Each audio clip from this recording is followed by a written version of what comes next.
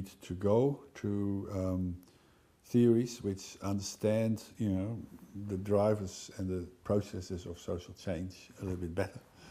This is something that linguistics has been enormously bad at, just mythologized or mystified the organic way in which language develops. So you got to, instead of doing that, you got to look at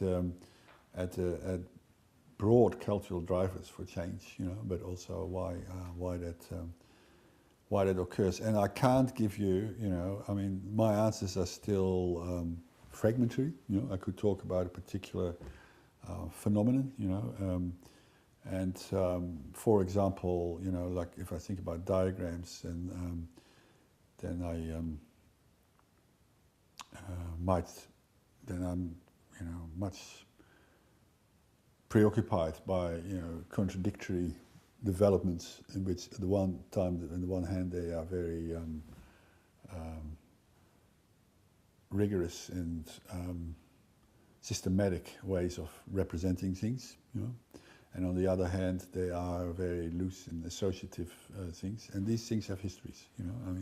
The one has a history in science and it's developed very slowly, and the other has a history of the mind map, which started in advertising, which was developed in relation to the idea of brainstorming for copywriters and so on. So that relates to key drivers, such as innovation, innovative thought, but also data analytics, knowing, so there are semiotic practices that relate to big things. Just as in the 19th century, many inventions related to mobility and stuff like that. The key drivers of what happens in society, that you need to understand, that drive new inventions, that may have a long kind of latent period before they really fall into place. And it's astonishing when you look at these things that, I definitely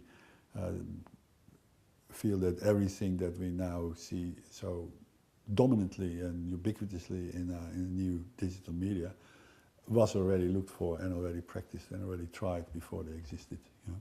So we have a chapter in reading images, as you know, about so-called analytical images, which are certain kind of diagrams. So as I've just now there are more. Microsoft even has more analytic diagrams than we had. They have 9 types of diagrams, always names, broad types. Each of those 9 has 40 different variants, always names, always descriptions of what they're good for. That is a semiotic theory and a half of diagrams. We need to understand what it is and what drives it. And it is different from ours too. Because cultural associations, mix in with semantic distinctions. And how you can have 40 different kind of lists, but they do.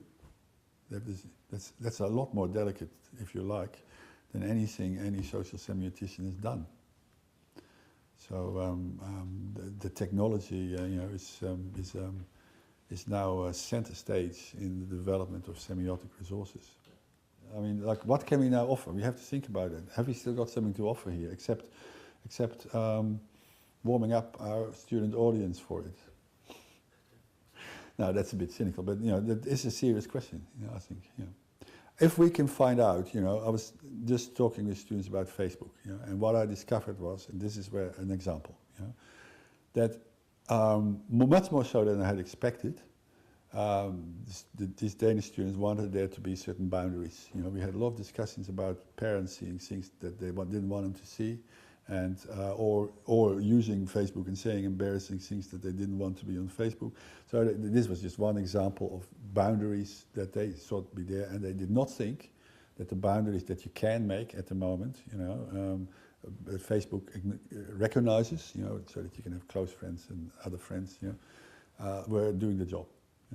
So if we can make a study, that said, actually this is young people. This is not old, this is not 60 or 5-year-olds like me. It's young people actually thinking there should be boundaries and they should be different from what you're doing. There's just some hope that that might make an impact.